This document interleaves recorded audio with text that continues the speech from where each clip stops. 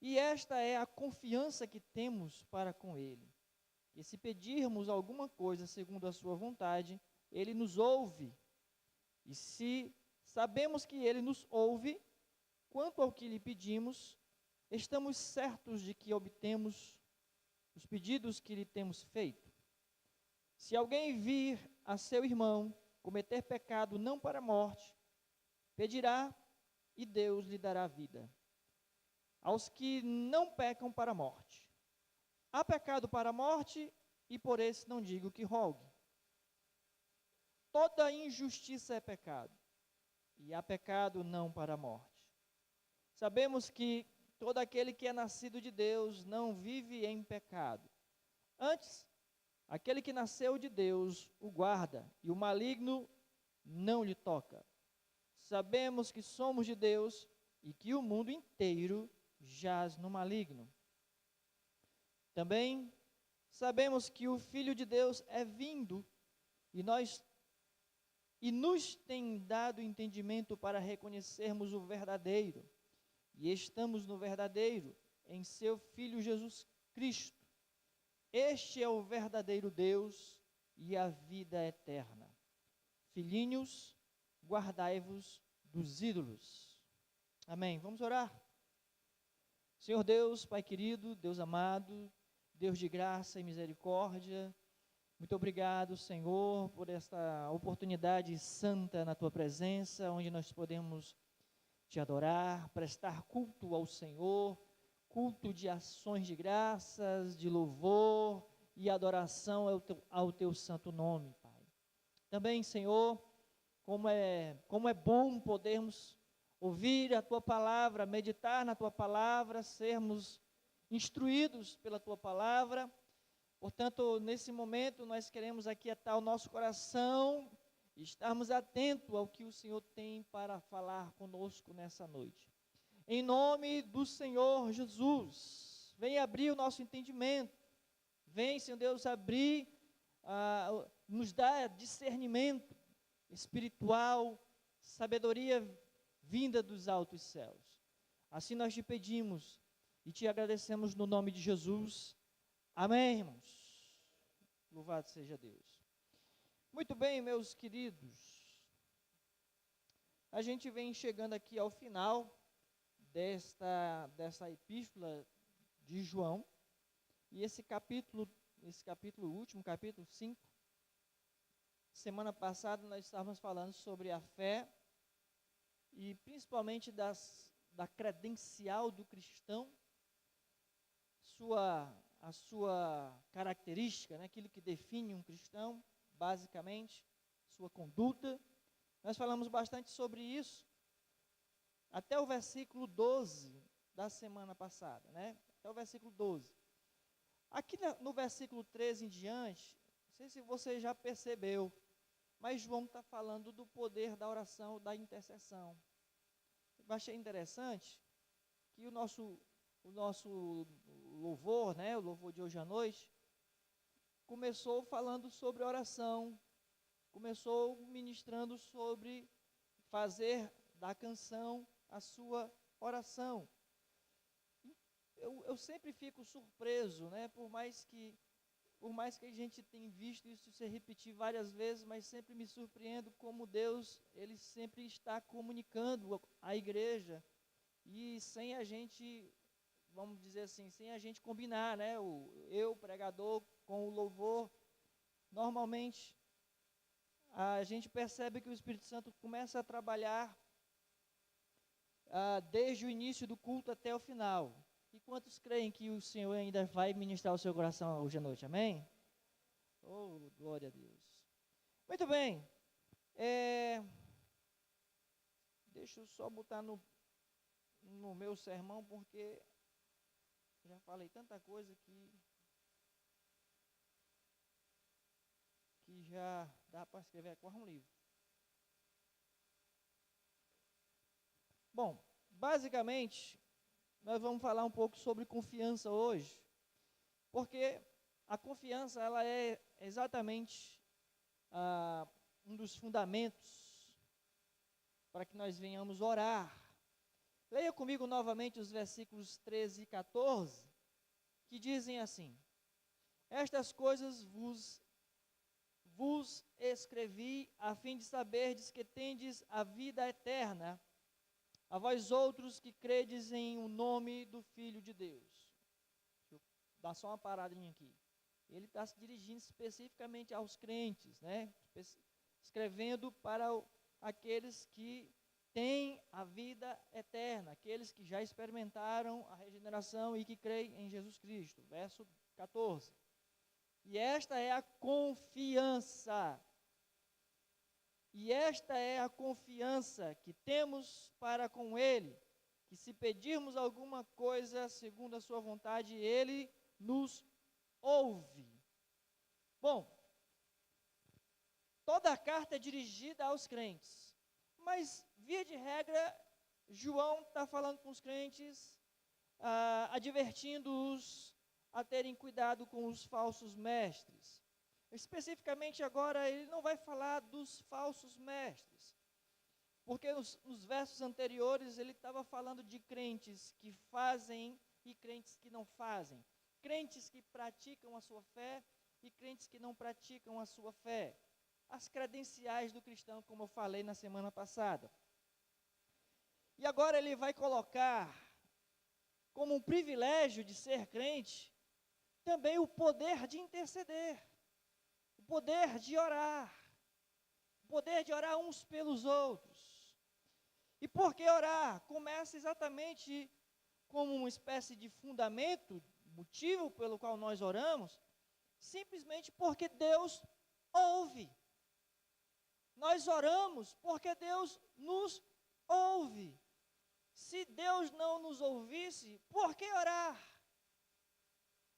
Se os céus estivessem de fato de bronze, se os céus estivessem de fato fechados, por que deveríamos orar? Por que dobrar os joelhos? Por que erguer as vozes? Por que muitas vezes acordar pela madrugada ou virar uma madrugada orando, se Deus não ouvisse, se Deus não nos desse ouvido, não faria sentido algum. Porém, fundamento, de uma vida de oração é simples. Deus ouve, Deus escuta. E o fato dele escutar não significa que também ele vai fazer exatamente aquilo que você está pedindo. Outra coisa que a gente vai falar daqui a pouquinho. Mas é exatamente isso que João coloca como confiança, e esta é a confiança que temos para com Ele, que se pedirmos alguma coisa segundo a sua vontade, Ele nos ouve. Primeiro fundamento de eu orar, básico, é exatamente porque Deus ouve, Deus escuta a minha oração. E a palavra confiança, ela tem a ideia, o significado de falar com liberdade, liberdade para falar com Deus. É no sentido de que eu posso me abrir, rasgar o meu coração, falar da minha situação ou da situação de outras pessoas e apresentar diante de Deus. Você pega a oração da igreja, que nós podemos ler no livro dos Atos dos Apóstolos. A oração da igreja era: Senhor, está vendo aí como os homens, as autoridades, têm se levantado contra a tua igreja. Aí eles dizem: concede-nos coragem e ousadia para não sermos intimidados por essa perseguição. Mas enfim, eles falam com Deus, falam com confiança. Você pega as orações dos salmos, o salmista muitas vezes diz: Senhor, até quando? Até quando o meu inimigo vai fazer isso, aquilo, outro contra mim? Ou até quando, Senhor, te esquecerá de mim? Para sempre? O salmista ainda é ousado assim, lá no Salmo 13 especialmente.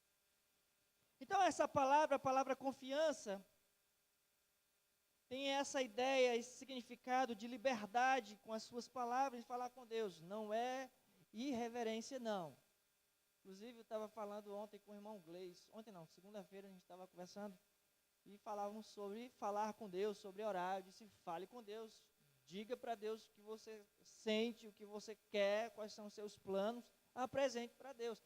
liberdade para falar. É confiança, eu posso falar isso com Deus. Não existe coisas que a gente diz, rapaz, isso aqui eu não posso falar com todo mundo. Tem coisas que você só fala com algumas pessoas. E essa confiança de falar com Deus é exatamente a liberdade de você falar tudo com Deus. E saber que Ele te ouve. Esse é vamos assim dizer, um fundamento básico da oração. Deus nos ouve e temos confiança para falar, liberdade para falar com Deus. Uma coisa interessante é que Deus está sempre atento àquilo que nós vamos falar. Deus está sempre pronto a nos ouvir. Deus está sempre disposto a nos ouvir. Alguém disse que Deus está mais disposto a nos ouvir do que nós de orarmos. Você entendeu?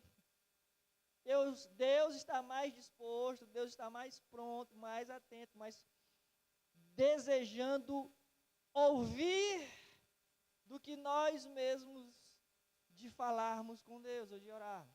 Quantas vezes, eu vou tirar por mim, quantas vezes eu pensei assim, quando eu chegar em casa eu vou orar por determinada coisa, me esqueci e dormi. Já aconteceu várias vezes isso comigo. Eu tenho certeza que Deus não se esqueceu de me ouvir.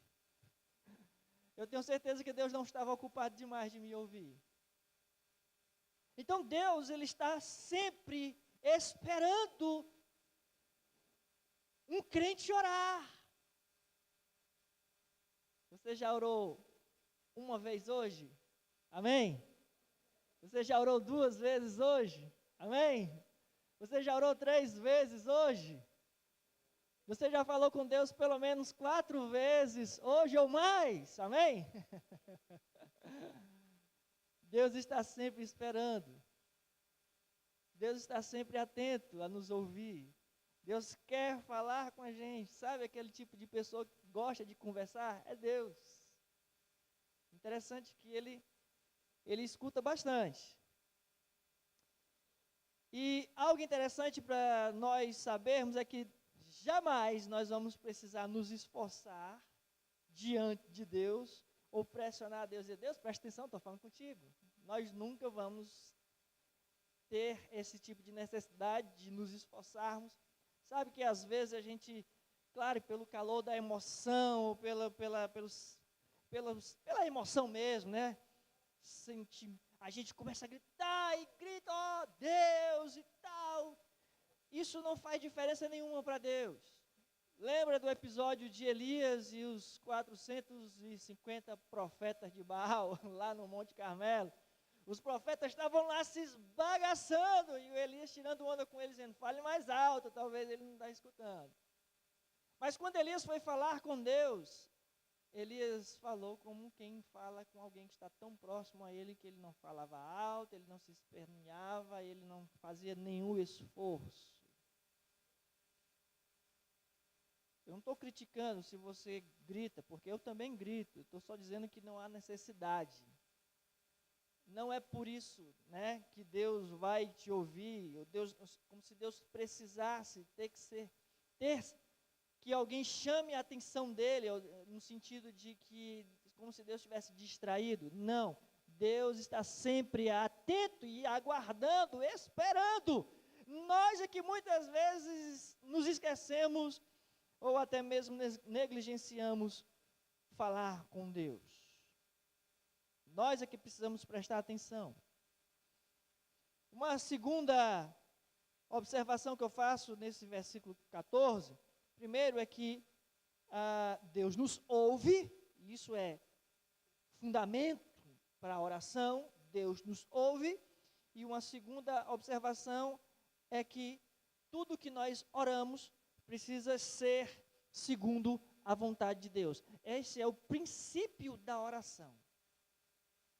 A gente ora segundo a vontade de Deus. Repetindo o versículo 14, e esta é a confiança que temos. Isso me dá segurança de falar com Deus. Primeiro, Deus me ouve, é um fundamento. E o princípio dessa confiança para eu falar com Deus é que eu falo com Deus segundo a vontade dEle. Ou me submetendo à vontade dEle. O próprio Cristo, no jardim do Getsêmani, Ele ora e ora com liberdade. Senhor, ou Pai, né? Pai, se possível, passe de mim esse cálice. Liberdade de falar. Pai, se possível, passe de mim esse cálice. Contudo, seja feita a tua vontade e não a minha. Porque a oração tem esse princípio. Embora eu tenha a confiança de falar com Deus, no sentido de ter liberdade de me expressar, de rasgar meu coração, mas eu preciso orar segundo a vontade de Deus. Amém? Dá para entender isso? É um princípio da oração. Eu não posso estar querendo mudar a vontade de Deus. A oração, necessariamente, como princípio, precisa ser feita segundo a vontade de Deus. Para ser respondida, a oração precisa estar de acordo com a vontade de Deus. E essa limitação, ela é, vamos assim dizer, um benefício. Ela é boa. Essa limitação na vida de oração, ela é algo positivo. Imagine se Deus fizesse a nossa vontade. Quem já assistiu aquele filme O Todo-Poderoso, com Jim Carrey? Na hora que ele se transforma ali no Todo-Poderoso, e ele começa a ouvir as orações do mundo inteiro, e ele não quer perder tempo respondendo as orações das pessoas, ele, como é filme, né, irmãos? No estalar de dedos, colocou um supercomputador respondendo sim para todas as orações. Pronto, todo mundo que orou. Resumindo, o mundo estava virando um caos, estava tudo de cabeça para baixo, todo mundo ganhou na cena, era tudo sim, e o mundo estava um verdadeiro inferno, vou dizer assim.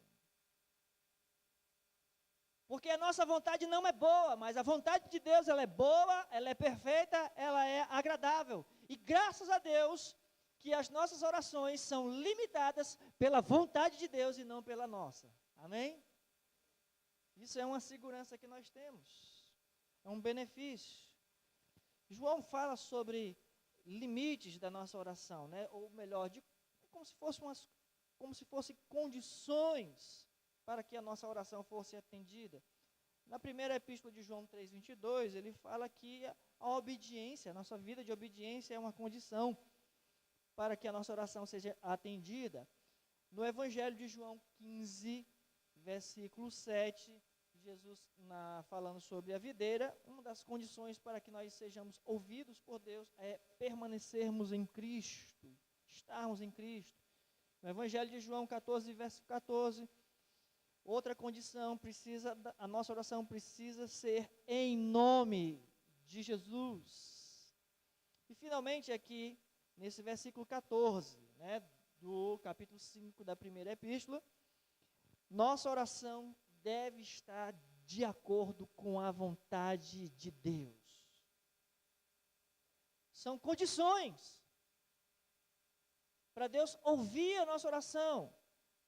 Nós temos que ter essa confiança que temos para com Ele, que se pedirmos alguma coisa segundo a sua vontade, Ele nos ouve. Podemos orar, mas é condicional que Deus ouça a nossa oração, no sentido de responder a nossa oração, se ela estiver de acordo com a vontade de Deus. Jesus nos ensinou, como eu falei lá no Getsemane, ele faça-se a tua vontade. E na oração do Pai Nosso, seja feita a tua vontade, aqui na terra como ela é feita nos céus. Não, em nenhum momento foi ensinado, nem na Bíblia, nem pelo próprio Cristo, que nós devemos mudar a vontade do Pai. Bem, tem um sujeito chamado Charles Dodge, ele diz o seguinte: a oração corretamente considerada não é um ardil para utilizar os recursos da onipotência para satisfazer os nossos próprios desejos.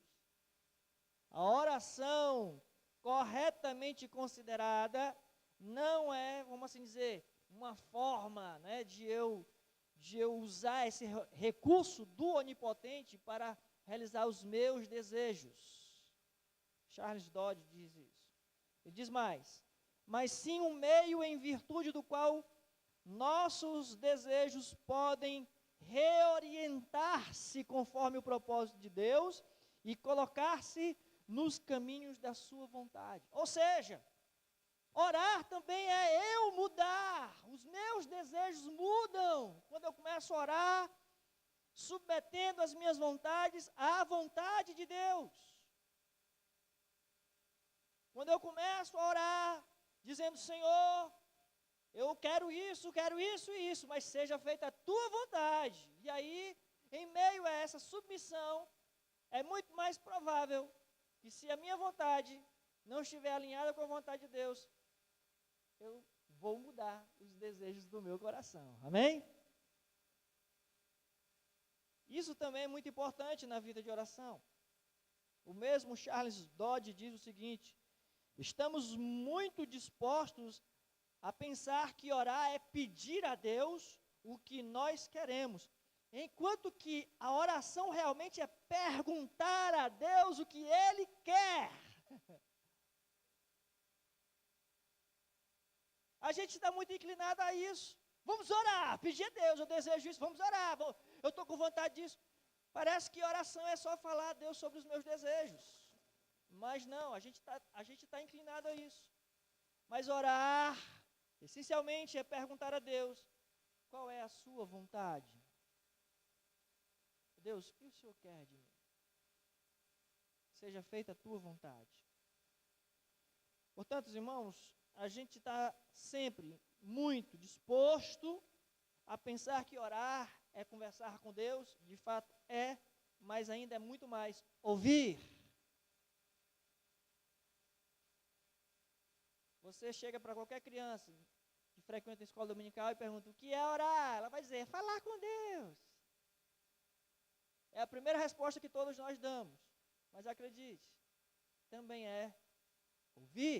Precisamos ouvir o que Deus quer falar conosco, qual é a vontade de Deus para nós, porque a vontade de Deus é boa, perfeita e agradável. Faça-se a tua vontade. Verso 15 diz assim: e se sabemos que Ele nos ouve, e se sabemos que Ele nos ouve, quanto ao que lhe pedimos, estamos certos de que obtemos os pedidos que lhe temos feito. Esse versículo 15 precisa ser entendido à luz do verso 14, que está disposto, está submetido à condicional de orar segundo a vontade de Deus. E aí você está certo de que Deus vai responder, porque é a vontade dele. Você sabe qual é a vontade de Deus e, portanto, você tem certeza de que vai acontecer. O crente está em comunhão com Deus, em comunhão com o Pai, e quando ele fala porque sabe que é a vontade de Deus. E não simplesmente a sua carne falando, ou desejo do seu coração, ou algum tipo de alucinação. Verso 16. Se alguém vir, no sentido de ver, flagrar, se alguém vir a seu irmão cometer pecado, e agora nós vamos entrar numa situação difícil, né, irmão? Olha, eu li, pesquisei um bocado de teólogo, e todo mundo arrodeou e ninguém disse nada. E eu vou me posicionar aqui, tá? Se alguém vir a seu irmão cometer pecado, não para a morte, pedirá a Deus, pedirá e Deus lhe dará a vida aos que não pecam para a morte. Há pecado para a morte, e por esse não digo que rogue. Muito bem. Se nos versos anteriores a gente viu que a nossa oração ela está condicionada ou limitada à vontade de Deus, aqui no versículo 16 e 17, esses dois versos especialmente, vamos colocar um outro limite para a nossa oração. E esse limite ou condição, é não somente a nossa vontade, mas também a vontade do outro.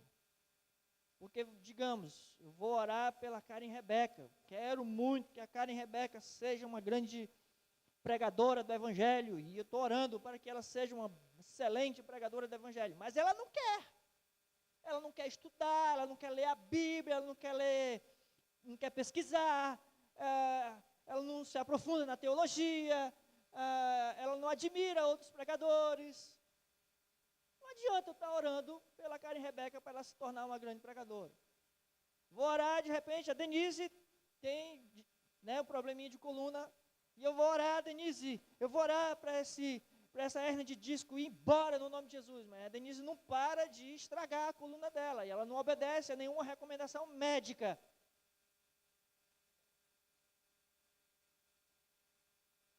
E eu orando, a Denise fazendo tudo errado para estragar a coluna dela.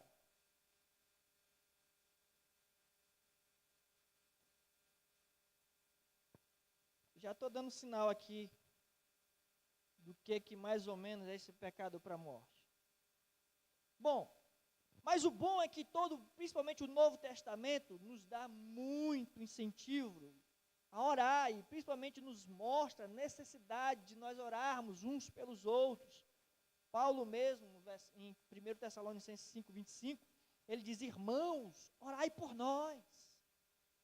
Paulo pede os irmãos para orar por eles, orem pela gente, estamos aqui na luta, orem por nós.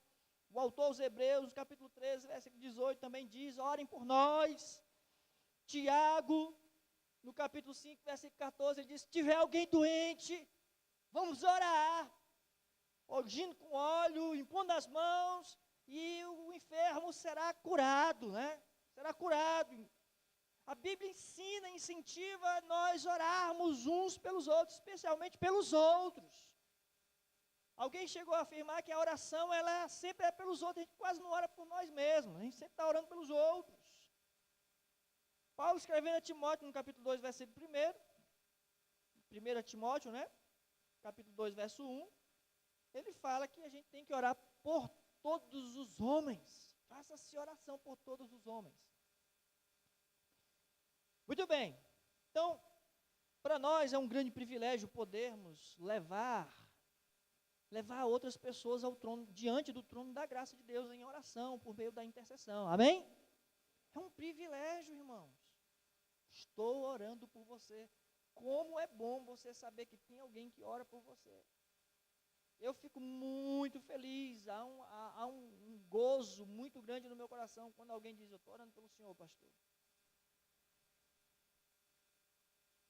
É muito bom saber que existem pessoas intercedendo por nós. E quando a gente está enfrentando qualquer situação, circunstância adversa, e aí alguém diz: pastor, pode ir lá, estou aqui orando por você. É muito bom saber que existem pessoas orando. Quando os irmãos saem para evangelizar, vocês estão evangelizando, mas tem alguém cobrindo vocês com oração. Os jovens vão fazer alguma atividade, vão fazer essa atividade, mas sabe que tem alguém orando. Vai ter a EBF, já tem gente orando, intercedendo para que Deus possa abençoar poderosamente a EBF. Vai ter o coisa dos jovens, o Revolution. E já tem gente orando para que o poder de Deus se manifeste ali. É um privilégio levar vidas, causas diante do trono da graça. Mas eu quero considerar aqui 3 coisas rapidamente, para não ser muito redundante nessa parte. Nós oramos naturalmente. Primeiro, que eu quero considerar é que nós oramos naturalmente pelas pessoas que estão doentes, e nós oramos também pelas pessoas que se desviaram, que se afastaram. Esses dias mesmo eu estava fazendo Uber e 2 jovens entraram no carro e elas começaram a conversar no banco de trás. Elas tinham por volta de 20 anos de idade e uma delas estava já com a voz embargada, porque o namorado tinha deixado, e ela ainda estava muito magoada, e a outra estava dizendo para ela que ela tinha que fazer isso, aquilo, outro, e no final das contas ela disse que tinha um rapaz que era da igreja, que estava dando em cima dela, e que ela estava afastada da igreja e que precisava voltar, e quando ela disse que era da igreja, disse: agora eu vou entrar na conversa. Eu disse: eu vou te dar um conselho. Volta para a igreja, e se o rapaz é da igreja, dá uma oportunidade para ele e esquece o outro. Porque o outro não era da igreja. volta para a igreja. Ou seja, é natural que a gente ore pelos enfermos e também que a gente ore pelas pessoas que estão afastadas para que elas retornem a Cristo, se convertam, se voltem novamente ao Salvador. E com certa frequência, nosso dever, é nossa tarefa falar, não só orar, mas falar com essas pessoas. Como eu vi a oportunidade, eu falei com ela, né, com essa jovem, disse, volte para a igreja. Com certa frequência, você, por exemplo, eu já encontrei outros jovens que eram da congregação e que hoje não estão mais em congregação nenhuma, e eu digo, rapaz, volte para Jesus. E a gente escuta muito, eu vou voltar. Estou precisando. É tarefa nossa, é dever nosso, não só orar, mas ter atitude também, a gente precisa falar. Não é só estou orando por você, eu preciso dizer, meu filho, esses caminhos são caminhos de morte, isso não agrada a Deus. Arrependa-se, volte para Jesus, Ele te ama, te chama, você sabe que tem propósito poderoso para você, então volte para Jesus. Não é apenas orar, existe a responsabilidade que nós temos de falar sobre a situação dessa pessoa com Deus. O estado em que ela se encontra com Deus. Eu falo com Deus sobre essa pessoa e falo com essa pessoa sobre a relação dela com Deus, o estado dela com Deus. Você está me entendendo aí? Enfim, primeiro, é natural eu orar pelos que estão doentes e orar pelos que estão afastados. Como também é natural, eu preciso, na verdade, não só orar, como eu preciso falar com essa pessoa a respeito da situação dela. E uma terceira nota sobre orar, sobre intercessão, é que tanto o propósito de Deus, como também a sinceridade do nosso coração em oração, podem ser frustrados. Por que podem ser frustrados? Porque se eu estou orando por alguém, eu estou orando por uma pessoa, e sei que a vontade de Deus para a vida dela é exatamente aquele pedido de oração, é exatamente aquela exortação que eu estou também levando para ela. Ou seja, a minha oração está em conformidade à vontade de Deus.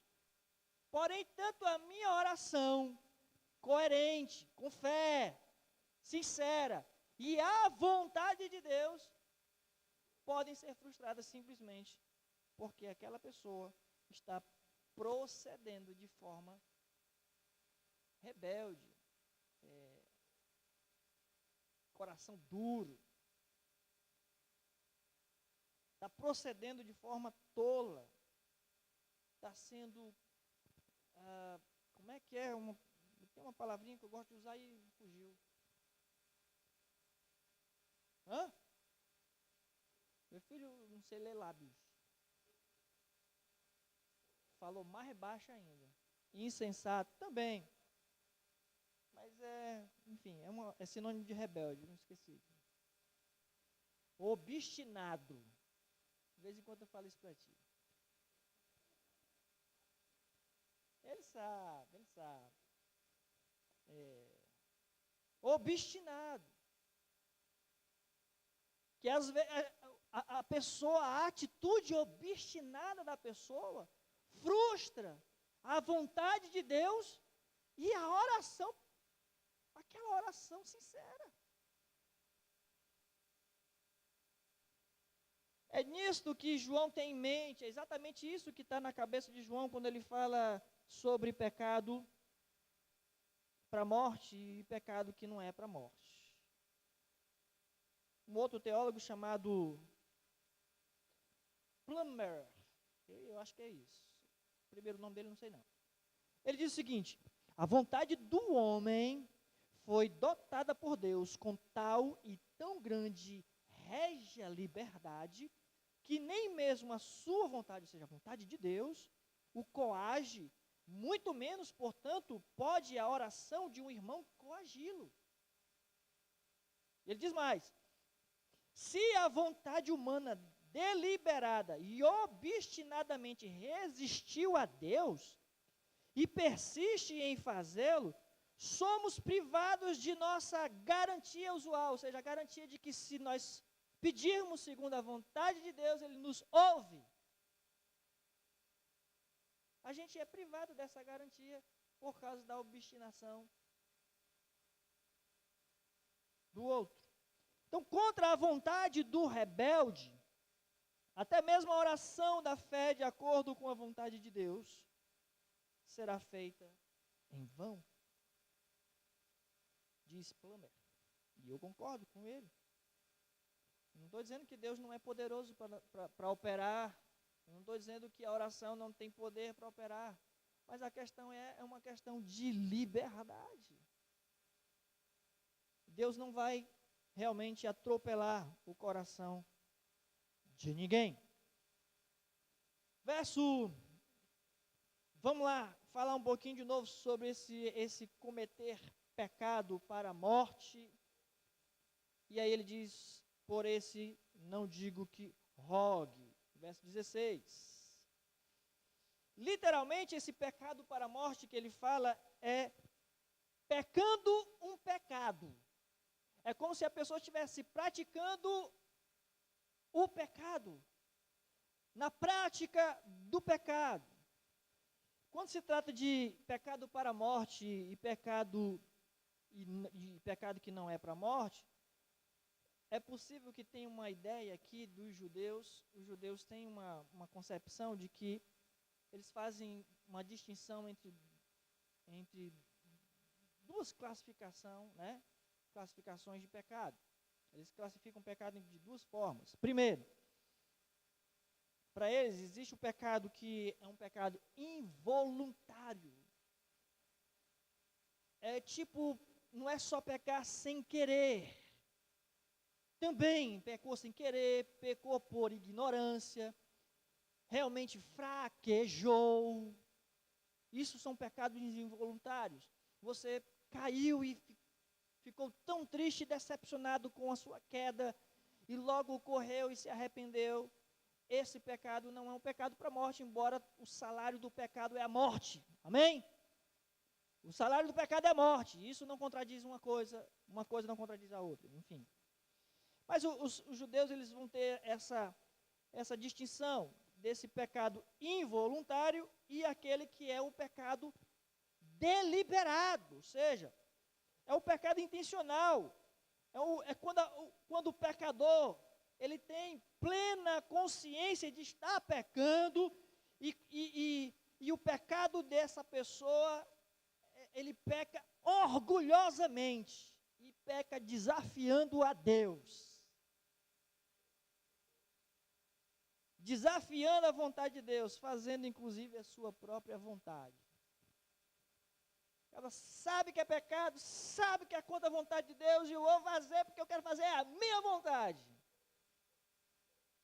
Não é só uma questão de fraqueza, é porque a vontade dele, com certeza, é mais importante do que a vontade de Deus. E aí, João coloca exatamente assim. Não é uma ordem, tá? João diz: por esse digo que não rogue.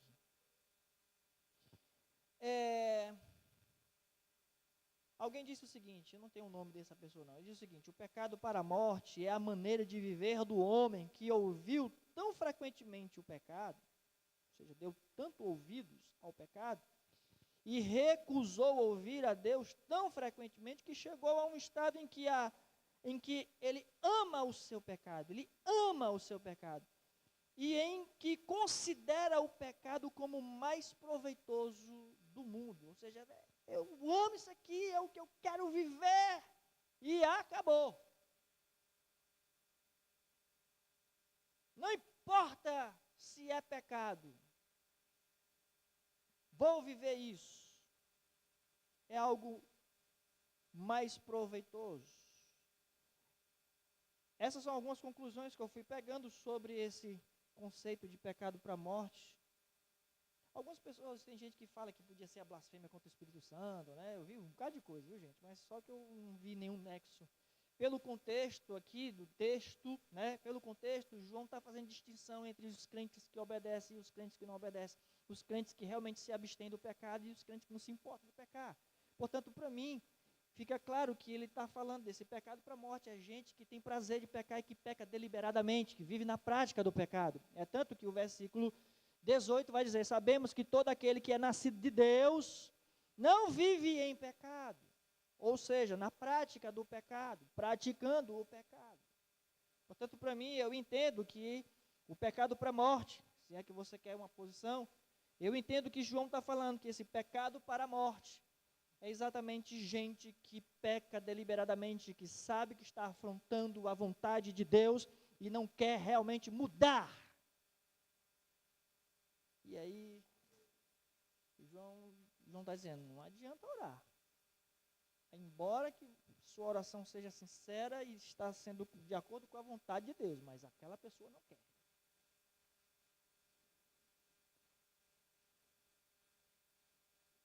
Pastor, então, não vou orar mais não? Pode orar, irmão.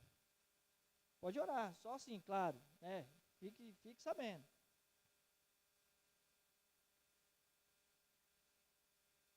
Para você não ficar, eu oro tanto e Deus não faz. Não é uma questão de Deus não fazer.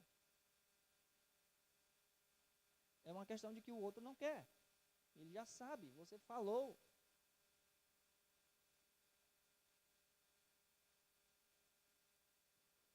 Para não ficar ali meio que no... esse pode, esse não pode, esse pecado pode, porque não é para a morte. Esse não pode, não tem nada disso. Verso 17, toda injustiça é pecado. Não existe esse pode e esse não pode, certo? Não se trata disso. Toda injustiça é pecado e há pecado não para a morte. Continua sendo pecado.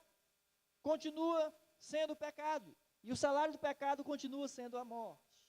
Morte significa separação com Deus. Ok? Ou seja, verso 18.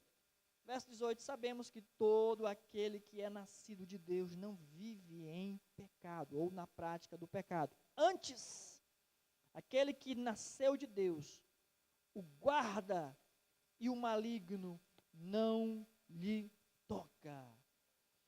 Sabemos, é um conhecimento, é realmente algo que a gente tem experimentado. Sabemos que aquele que é nascido de Deus não vive em pecado, ou seja, pecado habitual. Peca por hábito. Peca porque realmente já é o seu desejo, seu hábito pecar. Já virou normal. É normal pecar.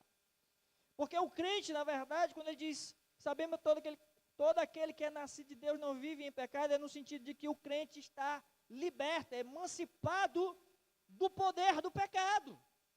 Ai, pastor, porque eu não consigo parar de pecar. Poxa, você não foi liberto do pecado?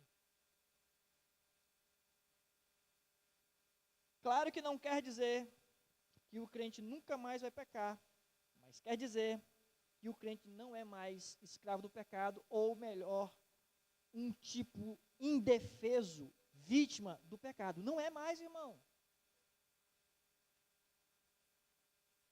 Eu não pude fazer nada, pastor. Como assim? Claro que pode. Há poder no sangue de Jesus. Quebrou as correntes, quebrou o poder do maligno, quebrou sobre você. O sangue de Jesus tem poder para isso. Foi para isso que se manifestou o Filho de Deus. Foi para isso. Se você quer realmente ser livre, o Filho de Deus pode te libertar. Você não é mais uma vítima indefesa do pecado.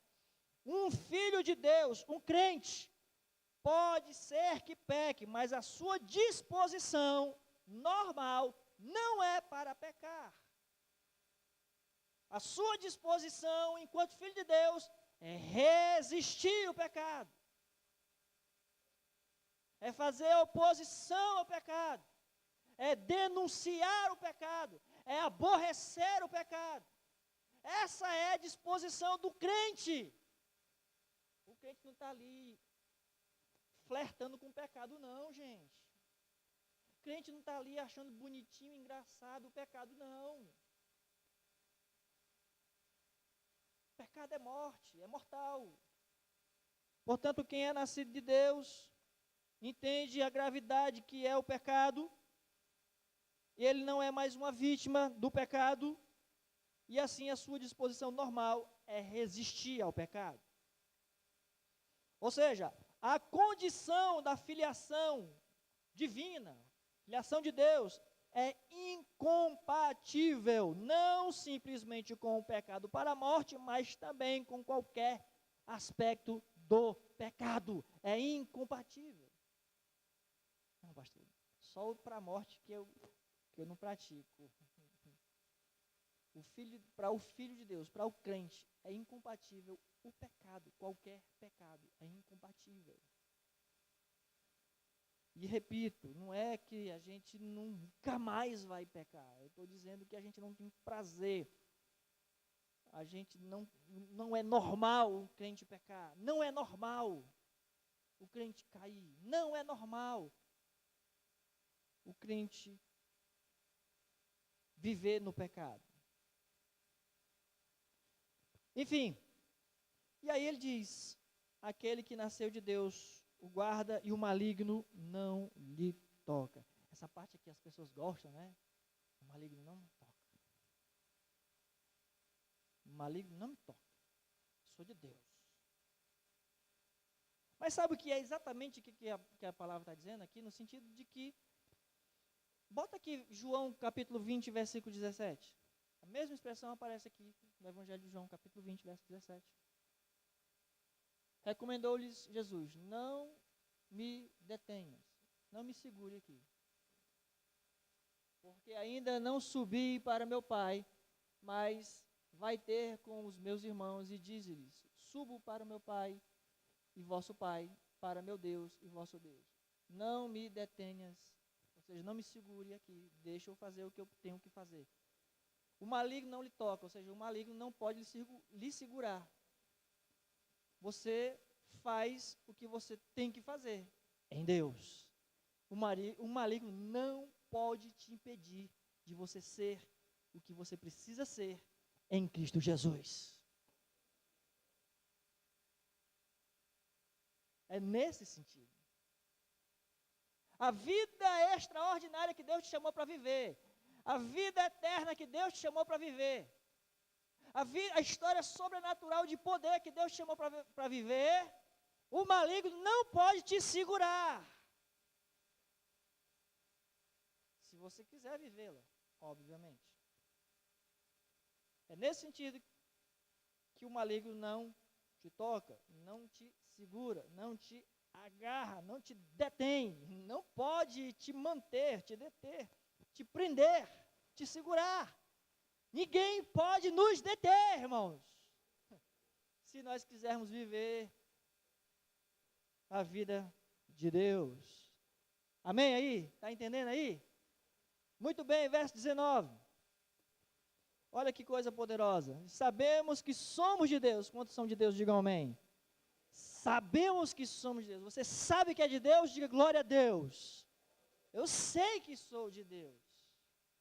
Sabemos que somos de Deus e que o mundo inteiro jaz no maligno. Quantos sabem que o mundo inteiro jaz no maligno? Diga amém. Eu sei que tem gente que parece que sabe, mas prefere não saber. Outro dia eu vi alguém, e eu estou querendo me lembrar quem era a pessoa e eu não estou conseguindo. Alguém estava dizendo para ela que a vida que ela estava vivendo, ela se dizendo cristã, e alguém disse para ela, essa vida que você está vivendo é uma vida de desobediência, você sabe o que a Bíblia diz, e ela diz, eu não quero nem saber o que a Bíblia diz.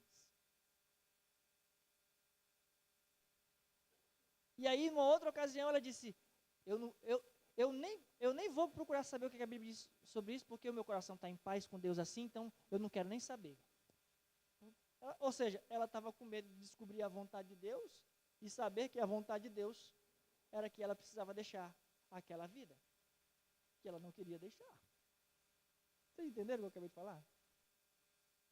Então tem gente que não quer saber realmente, que não quer ouvir a palavra de Deus, mas acredite, isso não é desculpa no dia do juízo.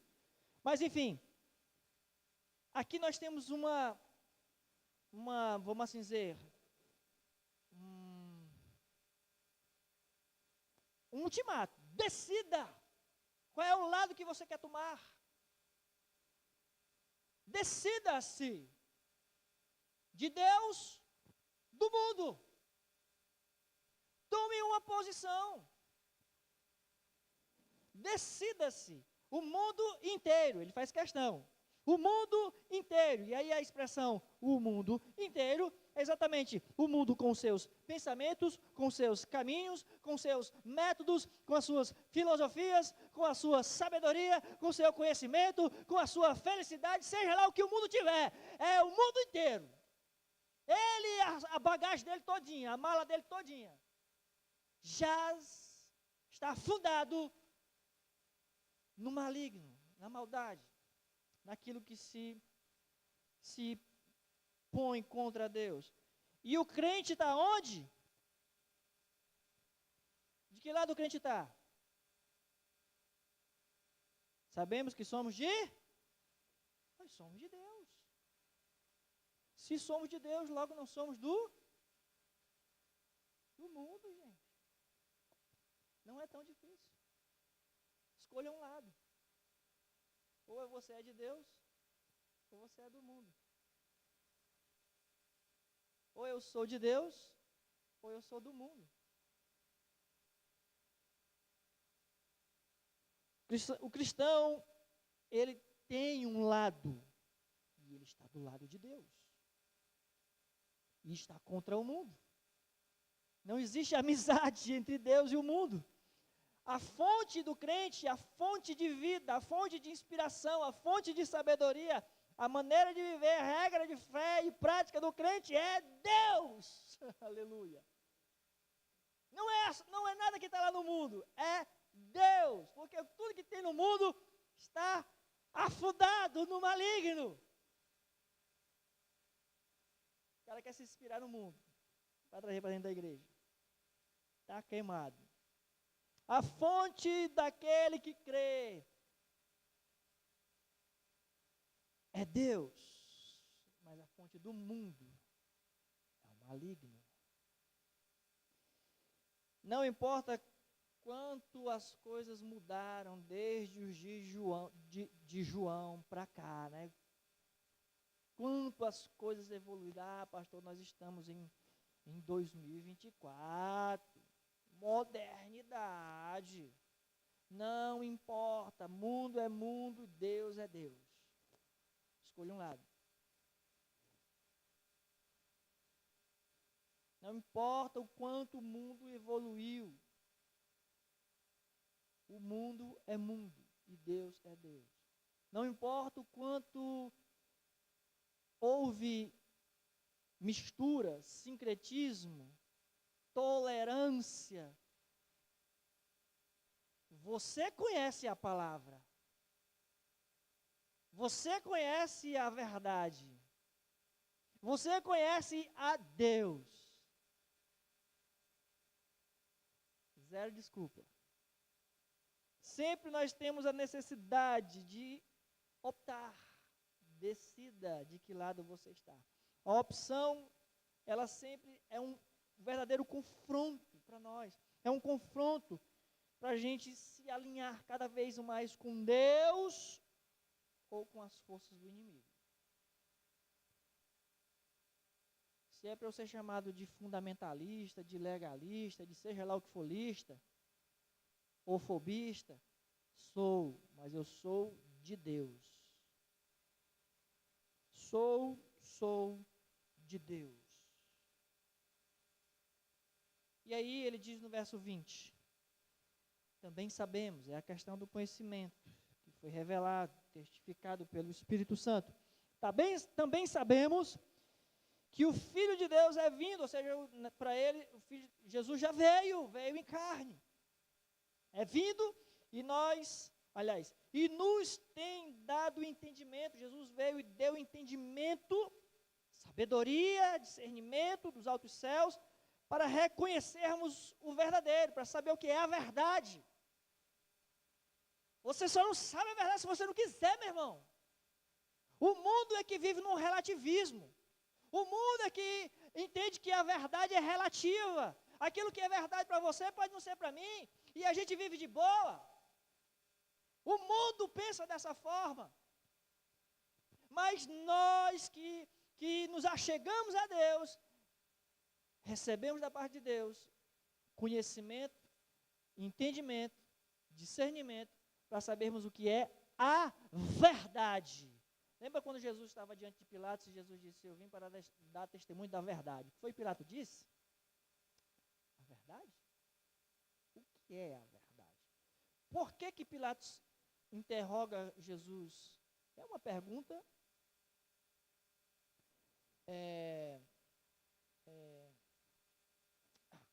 ele está dizendo o seguinte: não existe verdade.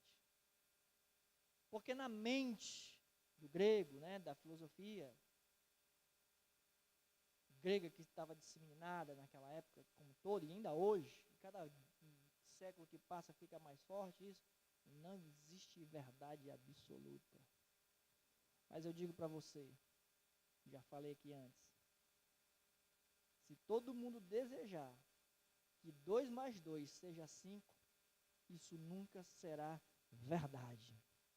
Porque 2 mais 2 é 4. Nunca será 5. A verdade é absoluta. E você só vai encontrá-la em Deus. Em Deus. Então esse conhecimento é uma experiência que temos com Deus, de nos aproximarmos de Deus, nos apropriarmos desse conhecimento que emana de Deus, da sua verdade. A vida está aqui, repleta de ilusões, de modificações. O mundo gosta da mentira, o mundo gosta de ser enganado, de viver ilusão, de viver contos de fadas. O mundo gosta disso. Gosta de conjecturas, de hipóteses. Mas em Deus nós entramos numa realidade, meu irmão. A gente não vive no mundo virtual, não. Tem gente hoje que dá maior valor no mundo virtual. Já tem até aquele negócio, como é que chama? Que a pessoa vai para a igreja, vai tudo no mundo virtual. Realidade virtual. É uma mentira um negócio desse. Amigos virtuais. A pessoa cria um avatar. Sabe o que é um avatar? É um bonequinho que ele gostaria de ser. E está lá nas nuvens. Está lá, no virtual. Mas ele está acabado dentro de um quarto escuro, controlando o avatar, vivendo no celular a vida que ele gostaria de viver na realidade. Uma fantasia, uma ilusão, uma mentira. Quem conhece a Cristo ingressa na realidade, na verdade, não numa vida de relativismo. Em Cristo nós nos aproximamos e nos apropriamos da verdade. Não somos os detentores da verdade, porque essa verdade está em Cristo. Se eu estou em Cristo, eu estou na verdade. Se eu não estiver em Cristo, pode ter certeza que eu estou vivendo uma ilusão. Então, o momento da ilusão, da dúvida, passou. Vivemos na verdade. E João encerra no verso 21. Eu fiquei pensando, será que essa carta acabou aqui mesmo, hein? Que acabou tão ligeiro. Mas ele diz: filhinhos, guardai-vos dos ídolos. O que seria o ídolo, né? O que seria um ídolo?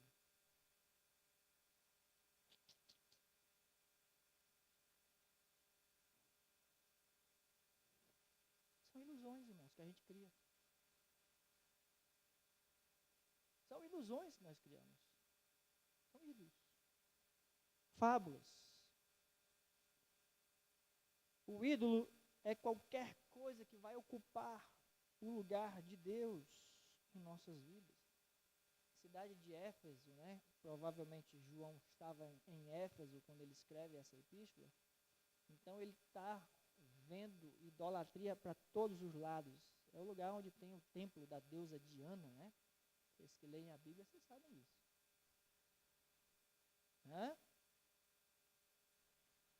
Muita feitiçaria, muita idolatria. E as pessoas faziam seus ídolos exatamente para viver uma fantasia, né? Para viver na iniquidade, para viver na prática do pecado. E a última recomendação de João é: guardai-vos dos ídolos, das fábulas, das mentiras, dessas fantasias. E a palavra que ele usa aqui no guardar é no sentido de fazer uma guarnição militar, é estabelecer realmente uma milícia contra essa fábula, irmão. A gente tende a pensar que idolatria está ligada apenas a uma estatuazinha, né? Mas qualquer tipo de fábula que a gente se apegue é idolatria. Qualquer pessoa em que a gente se apegue, que vai ocupando o lugar, eu tenho necessidade disso, eu preciso daquilo. Vive realmente em função daquele negócio, ou daquilo, sei lá, aquela crença. Guardai-vos dos ídolos, diz João aqui no finalzinho da sua epístola. Vamos viver a realidade em Cristo Jesus, amém? E a realidade em Cristo Jesus é vida eterna. Quem tem o Filho tem a vida. Quem não tem o Filho não tem a vida. Vamos ficar de pé? E vamos orar? Porque hoje eu não vim falar aqui para você, se você só entendeu isso, e eu vou dizer para você se você sair. Eu não disse para você parar de orar pelos descrentes, não, pelos desviados, não, viu? Não foi isso que eu disse hoje à noite, não. Não foi isso. Se você só ouviu isso, que tem gente que às vezes vem para a igreja e sai daqui só com uma frase totalmente distorcida. Então, eu não disse isso. Vamos orar. Eu desafio você nesse momento a pensar em alguém que está afastado, né? Pode ser alguém doente. Nós vamos interceder por essa pessoa nesse momento. Mas, faça o compromisso de, nessa semana, você ou visitar essa pessoa ou mandar uma mensagem para ela e dizer para ela: você precisa ajeitar a sua situação com Deus. E eu estou orando por você. Amém? Faça esse compromisso com você mesmo. Não é comigo, não. Com você mesmo. Vamos orar e você terá também esse desafio aí até o fim da semana. Ore comigo. Senhor Deus, Pai bendito, Deus de graça e infinita misericórdia, Deus santo, Deus excelso, sublime, altíssimo, teu trono está firmado, Senhor, na eternidade. E nesse momento, Deus, nós erguemos as nossas vozes aqui como igreja, nós erguemos as nossas vozes por aqueles que estão enfermos, abatidos. Pai, entra com a tua providência. Entra, Senhor Deus, com o agir do teu braço santo e poderoso, desfazendo as enfermidades, sarando as feridas, libertando os cativos, Senhor, em nome de Jesus. Que o Senhor esteja repreendendo depressões, ansiedades, dores, traumas, toda a opressão demoníaca, nós repreendemos em nome de Jesus. Visita, Senhor Deus, as pessoas que estão sendo mencionadas nesse momento, as pessoas pelas quais nós estamos intercedendo nesse momento diante do trono da graça, as pessoas que nós estamos trazendo à tua presença em oração nesse momento.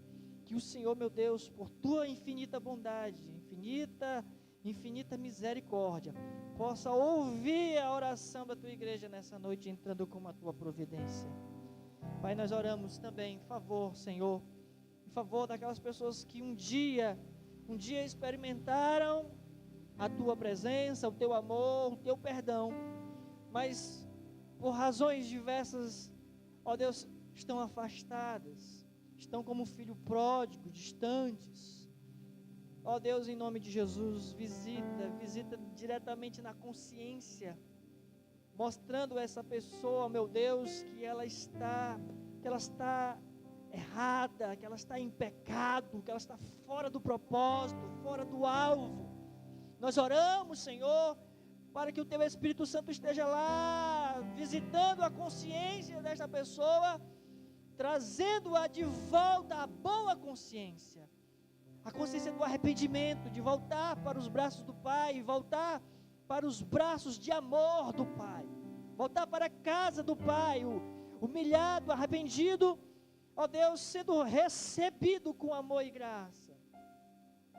Ó Deus, que cada um de nós, Senhor, possamos com ousadia, movidos pelo Teu Espírito Santo, ao longo desses próximos dias, nós possamos ter a palavra certa, a palavra de amor, mas uma palavra de exortação a estas pessoas pelas quais nós estamos intercedendo nesse momento, para que elas possam se voltar para Ti, se arrepender dos seus pecados, da prática do pecado, e deixando o pecado, e voltar para Ti, Senhor, voltar para os Teus caminhos, voltar para o centro da Tua vontade. Esse também é o desejo do nosso coração. Nós sabemos que também essa é a Tua vontade, que todo homem chegue ao arrependimento.